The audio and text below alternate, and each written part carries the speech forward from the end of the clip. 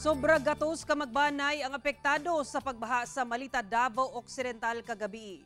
Atong sayro ng sitwasyon diha karon pinaagi ni Argel Relator nga live manukad sa Malita. Argel.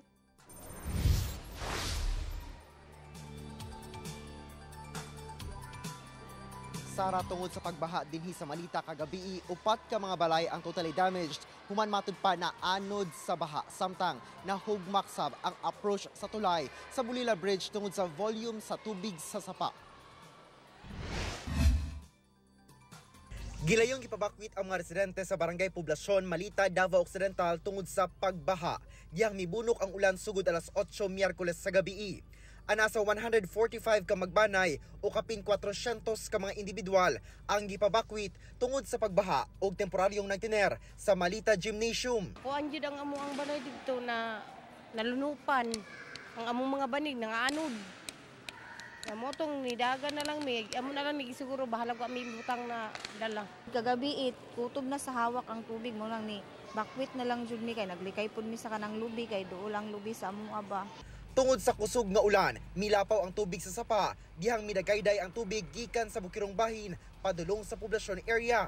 Tungod sa ulan nga kusog kayo nga walay undang gikan pagabi nga alas 8 sa gabi hantod na sa kadlawon nga alam abot na lang siya og alas 5 sige gihapon ang iyahang ulan so dako kayo ang volume sa tubig. Upat matud pa ka mga balay nga nakatukod kilid sa sapa ang totally damaged, dihang naanod sa baha. Wala hinoy na angin nga tagbalay, sanglit una na silang nakabakwit. So far, we're continue assessing ang tanan sa itong mga affected barangays. So far, ang assessment nila with our MDRR and PDRMO, ang burag affected na mga barangays, ang Barangay Feliz, na which is dol-dol siya sa sapa, o ang kaning Barangay Poblasyon, na kaning mga namuyo sa banda sa dike, kilid sa sapa. So, we're continue assess ang atong assessment sa ilaha.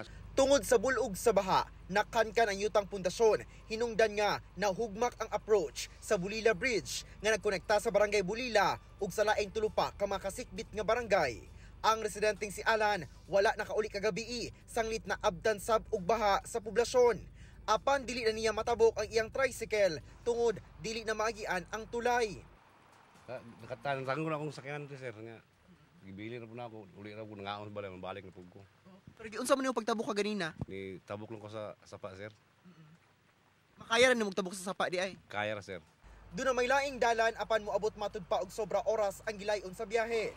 Busa mapugos matud pa ang mga residente nga mosakay sa gakit aron makatabok sa sapa. So we are preparing number one, food packs, kailangan nila mga pagkaon, shelter nila. So motong nag-move ang ato ang mga teams karon nga para kaning sa assessment nila kung sa pa mga kailangan. Pero karon naga-ready na mi para mahatagan sila og katong pagkaon nila.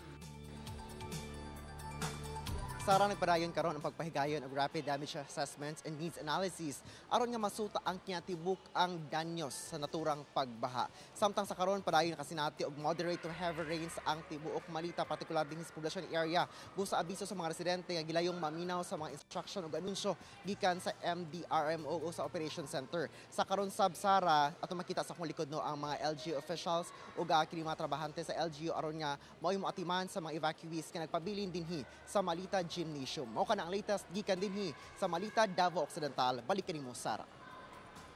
Okay, daghang salamat ug amping mo diha, Argel Relator.